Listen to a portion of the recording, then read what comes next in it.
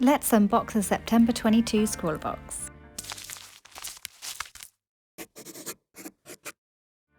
This month's box contained everything needed for your fascinating folklore creations, inspired by our featured artist, T. Jurisic.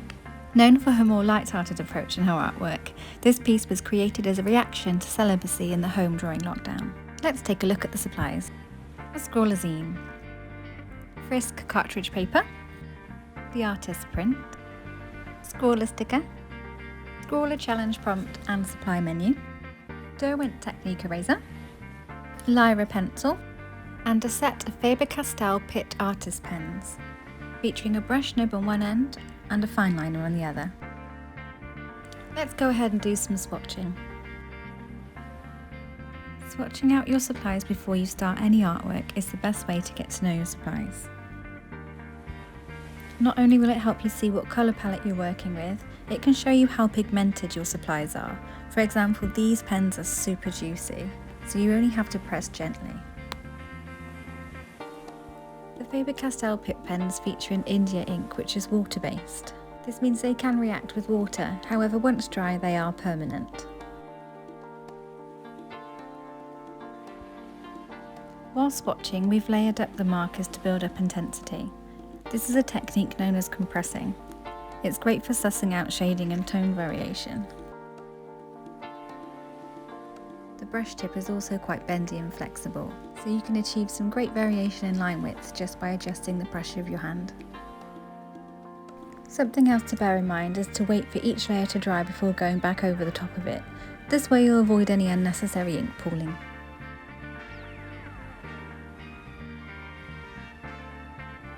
Next up is the Lyra Robinson 3B Graphite Pencil. This high-quality graphite pencil is from Lyra, which is one of the oldest pencil brands in the world. The 3B lead provides dark marks and a smoothness that allows the pencil to glide across the page, perfect for use with this cartridge paper from FRISK. The Derwent technique eraser. This eraser easily lifts graphite off the page, as well as being suitable for use with softer materials such as charcoal. Now we have the whole box swatched out. Time to move on to some tips and get to know these supplies. We're going to be trying some watercolour techniques, so grab a paintbrush, a pot of water and a palette. To remove the ink, all you need to do is scribble down onto a palette. The more you scribble, the more ink you get. Wet your paintbrush and now you can dip that in your ink to start painting. Only a little water is needed, but to create lighter washes, add more water. You can create some really delicate colours this way. Adding wash to your work is a great way to add depth or mood. It's also a great way to add a base colour to your page. Sometimes working on a white page can be a bit daunting, so adding a splash of colour can really help with that. Once the ink has dried, it's fully permanent, so you can go back over with another layer with confidence. So you can experiment with these different layers to form textures or effects like a misty sky. Seeing as we've got that paintbrush and palette handy, let's do some mixing. You can mix some really interesting colours this way. The sepia and blue together makes a really nice cool grey. Have a play about and see what you can make. Let's make some marks. Because these pens dry permanently, they're great for use for mixed media. You can go back over the top with any other pen you like and the underneath layer won't reactivate. Mix up your mark making by using both ends of the pens. Play around with line weight and the angle you hold the pen to create some visual interest.